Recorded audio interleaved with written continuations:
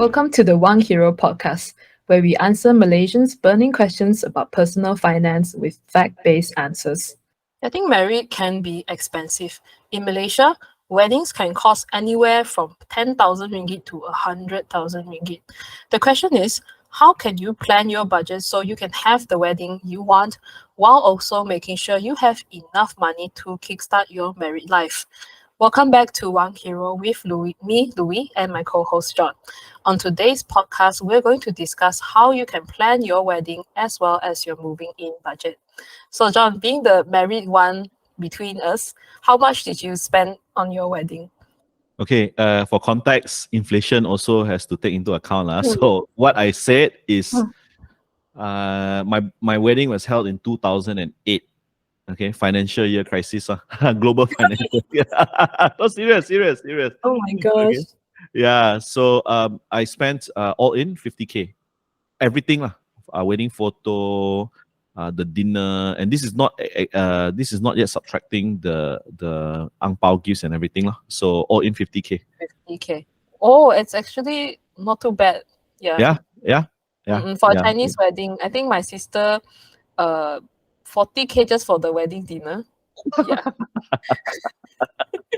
Yeah. Okay, I think my wedding dinner was about 30 plus. Yeah. I had it at a hotel, actually, Louis, a Holiday Inn Kuching, now known as Grand Margarita lah. Yeah. I've been there once, yeah. Yeah, so I think it cost me about 750 per table, not including tax. Yeah, and all in, I think, plus wedding photo, everything in was about 50K lah.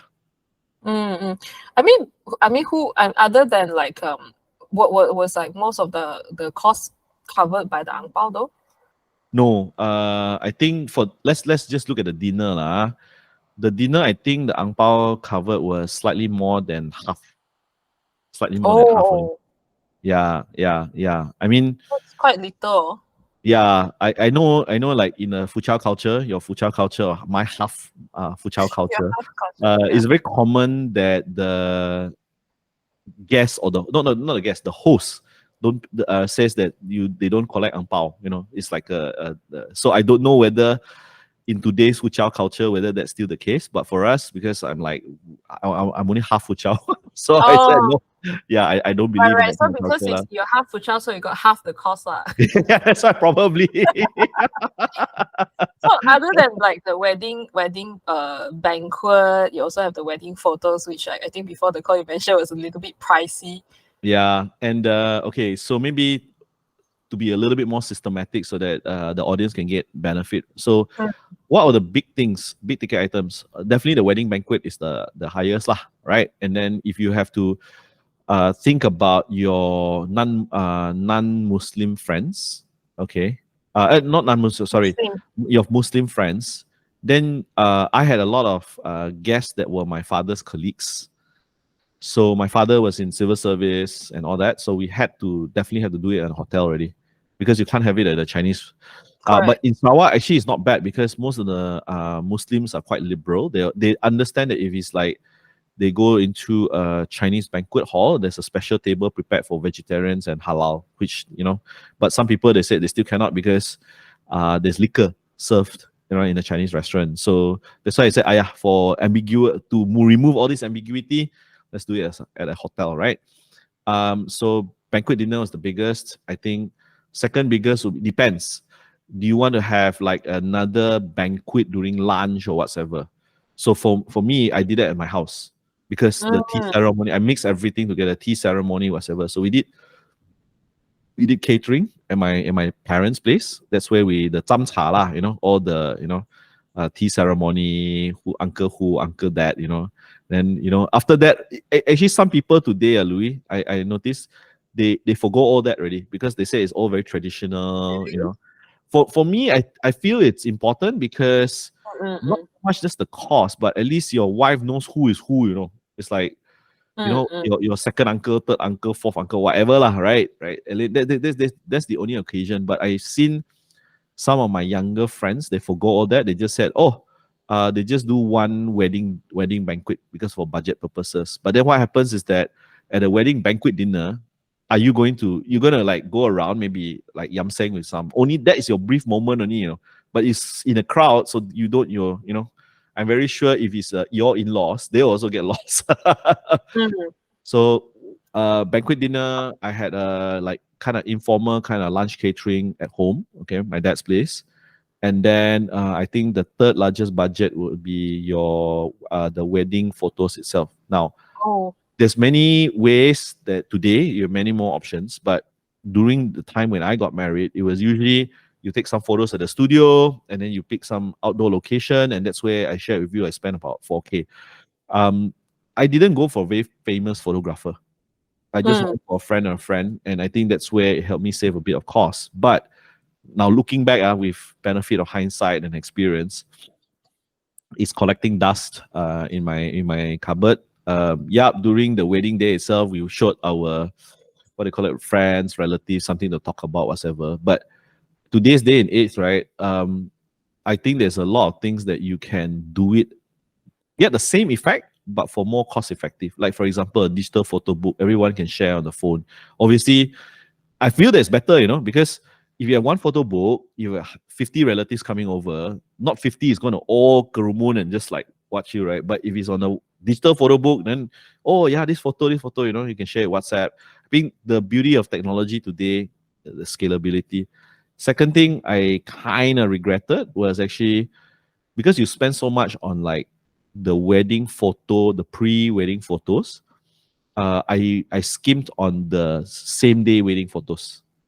He actually, Oh. yeah, I did have a photographer, okay, Okay. yeah, but obviously, it will not be as much as what I spent on the pre-wedding. So that was kind of a bit of my regret, lah. Yeah, Mm. but anyway, everything's said and done, you know. But I Marriage. think would you say like overall your budget was still within like your Oh, expectations? definitely, definitely. I think I was one of the cheaper ones because I went around looking people who got married at around the same time. 60, 70K was Yeah. very Yeah. normal, lah.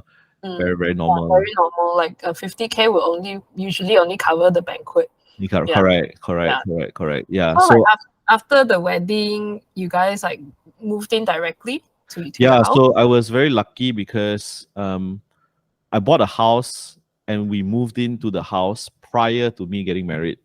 So we Oh. already knew we've already gone one round of budgeting, cost savings and everything. And you know, so we were very, very cost conscious about our wedding. And no, I thank my lucky stars, and until today my wife is a thrifty person.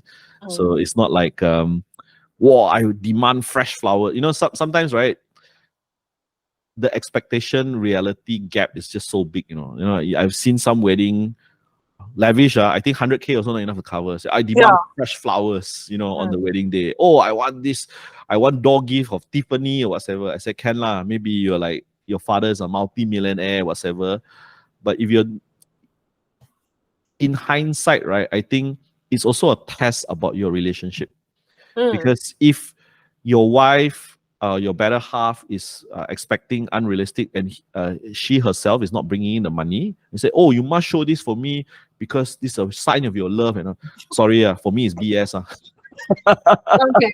So Yeah, I for think me lah, you know, in I a know way, I'm gonna get hantam at this, but I said your financial decisions, you have to come together to do it. yeah. If you can't even align today, what more to say in the future when you have start having kids and start having all this, then the unrealistic expectation gap is going to get bigger and bigger and bigger. Then I don't think you're going to live a very happy life lah, together lah.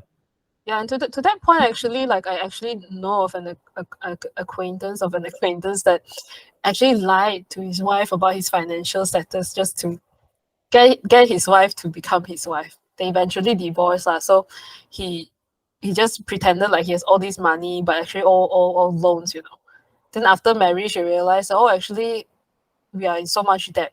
And then, of course, scared the wife, you know, they got so stressed that they just couldn't continue being married anymore. Yeah, so I think that's a very crucial point, like the budget. So in a way, you and your wife did agree on the budget together. Oh, and you guys definitely, aligned with that, right? Yeah, I mean, like since we're already pivoting towards like moving in, right? The day that I finished all my renovation costs, Louis, I only had 256 ringgit left in my account.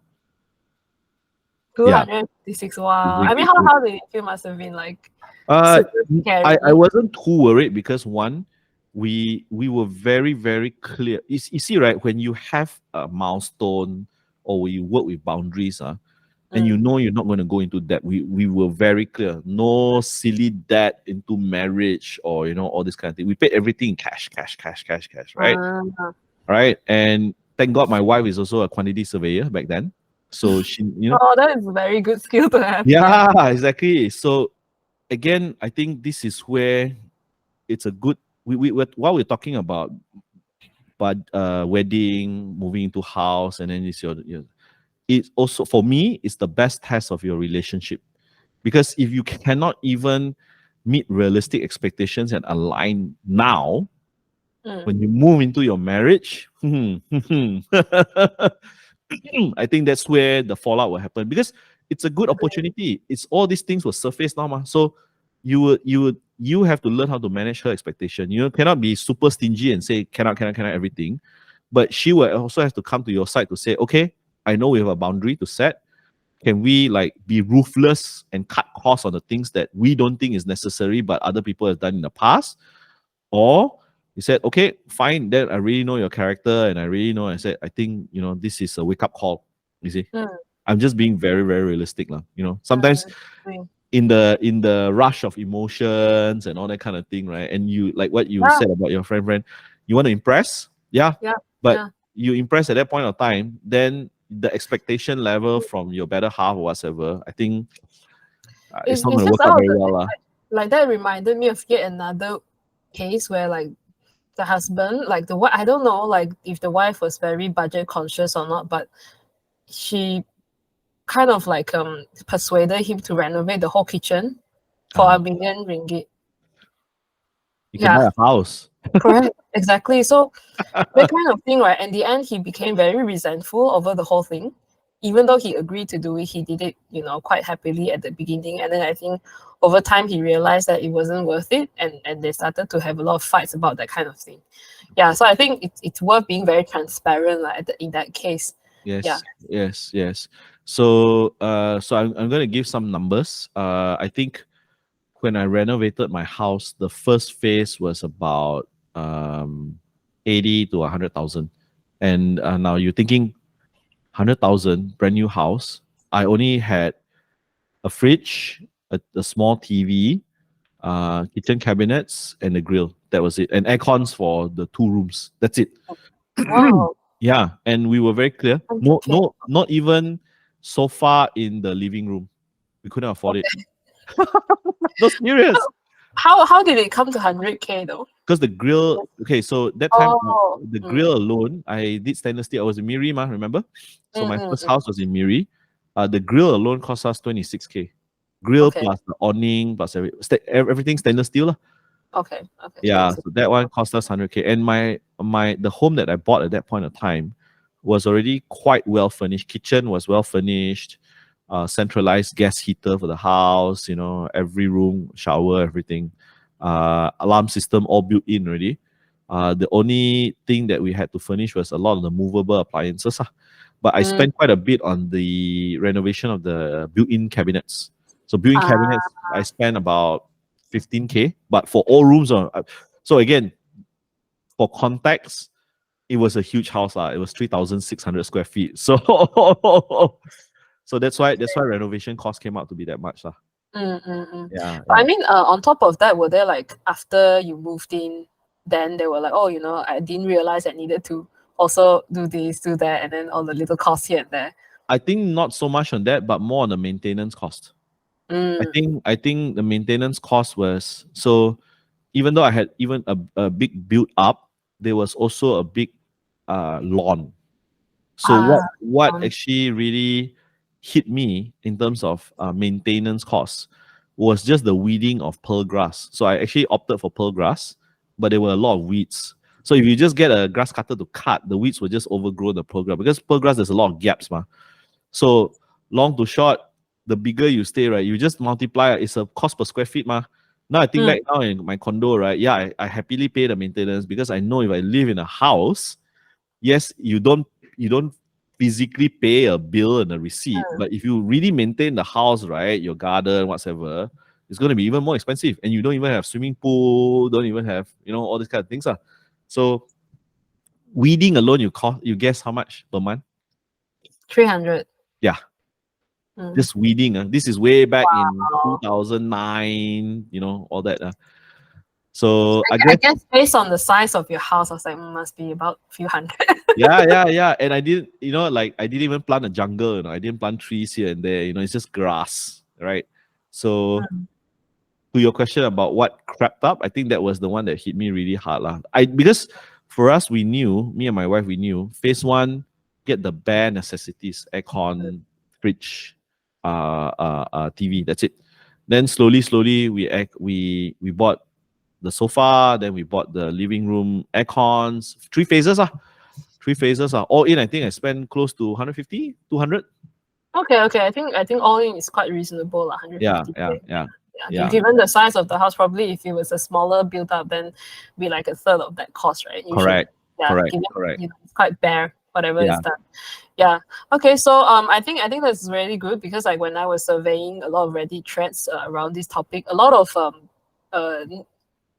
people who are looking for information actually want those breakdowns. They want to understand like, what kind of money went into what things. So giving numbers and little breakdowns are very useful. So now let's move on to the next part, where we try to think about, okay, so let's say there is a couple, right? Maybe they're engaged, or it's just a couple thinking of getting married, maybe 1 year from today.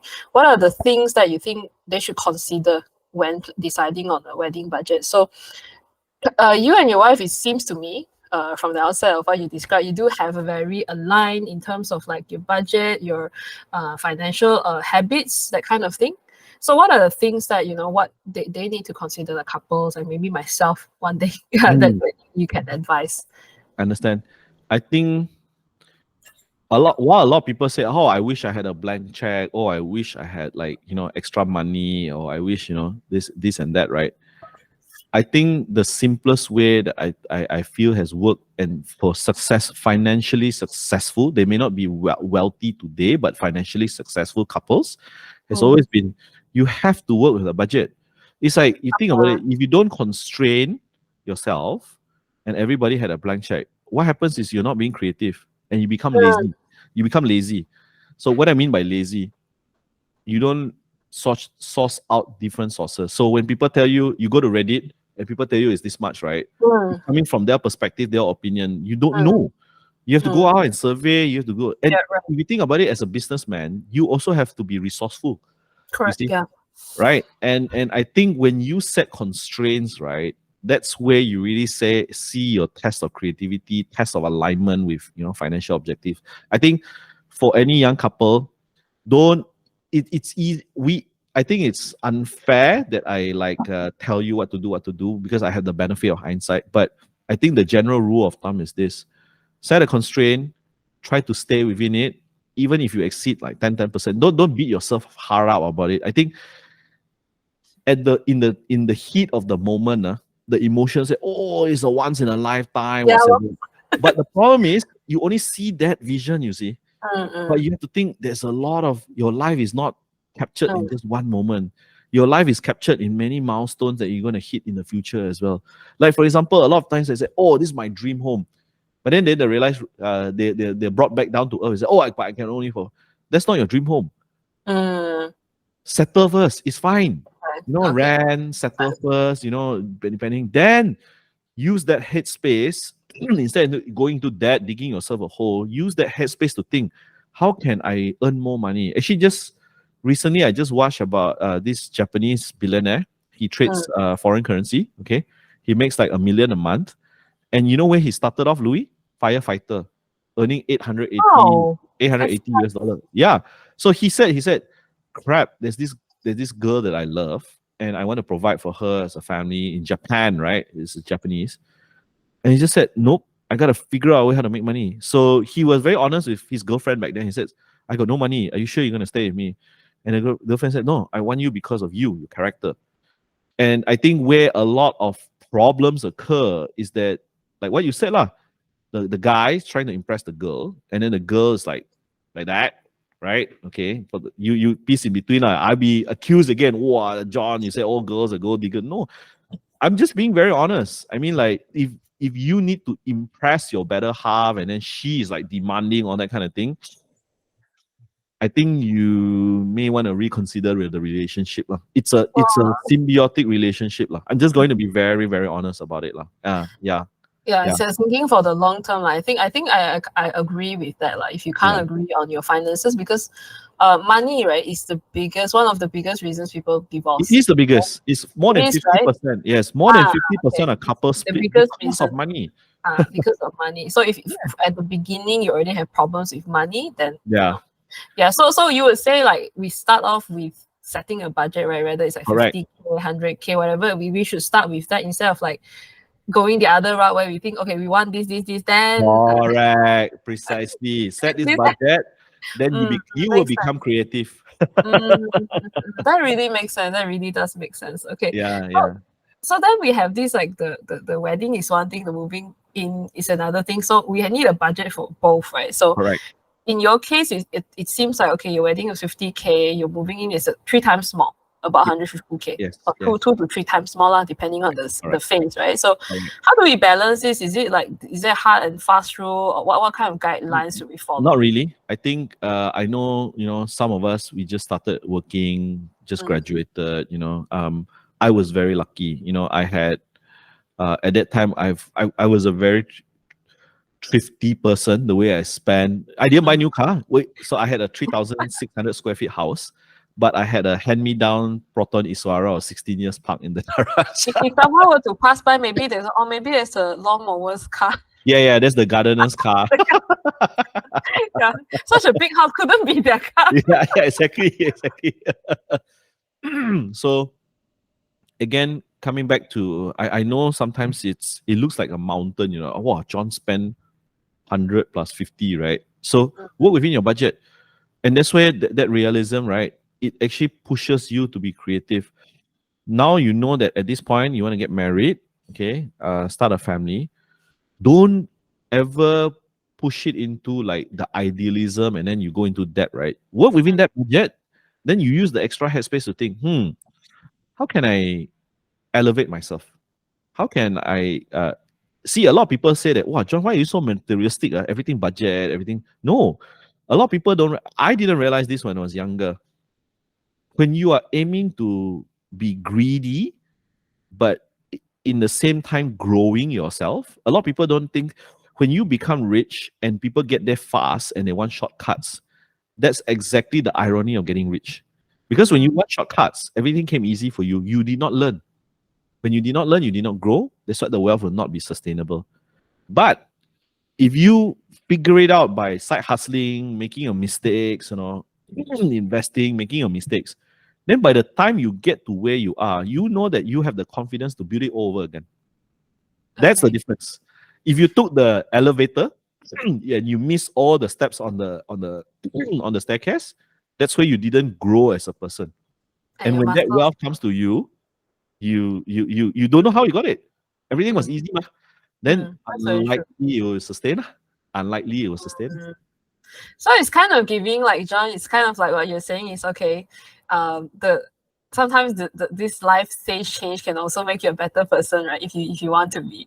Right? A lot of people think that higher for your, to make sure you can sustain everything for your family. Yeah. Precisely. Because if you have never grown that wealth, then very likely it will not be sustained because you never knew how to get there in the first place. Life is I would say life is quite fair. I know sometimes life is unfair. Yeah, I think life sometimes is unfair, but life is quite fair for those who keep trying. Agree. Keep trying. There's not. I think we've pivoted some more into, like, okay, a bit of like couple relationship advice. Yeah. But it's super related. Yeah, true. Yeah. So we, like, you wouldn't say there's like regarding the budget balance, right? You wouldn't say there's a hard and fast rule. Just would you say we pick out one big budget for everything and then just divide inside? Yes, I think let's just say you want to get married and you survey it and you know that it's going to cost you 50, 60, 70 or whatever K, right? Then you got to ask yourself, with this kind of budget and I don't want to go into debt, what is realistic? What is realistic? And then this is what I think I've learned. Not everything that what status quo tell you, oh, wedding photo is important, whatsoever. Heart ruthlessly, you got to make choices, okay? So let's just say you got 5 things to do: wedding banquet, wedding photo, whatever lah, okay? Fresh flowers or whatever. So what you do is, of these 5 things, you said, nope. Do you want to have alang 5 things? Or you want to have a great wedding banquet or a great honeymoon? You see, honeymoon not even calculated, okay? So when you decide, let's say, okay, honeymoon's my priority, I'll just do enough to satisfy my parents, relatives, or whatever. Then you just cut ruthlessly, because at the end of the day, a lot of these things are expectation of other people of you. And I know it's not easy. And that's why that heart-to-heart talk of your parents and be very, you said, okay, guys, this is my budget. Instead of just cowering and just say, well, let other people dictate, you have to take ownership. I'm sorry. If you don't take ownership, other people will make that choices for you. And that's where you land in the dilemma.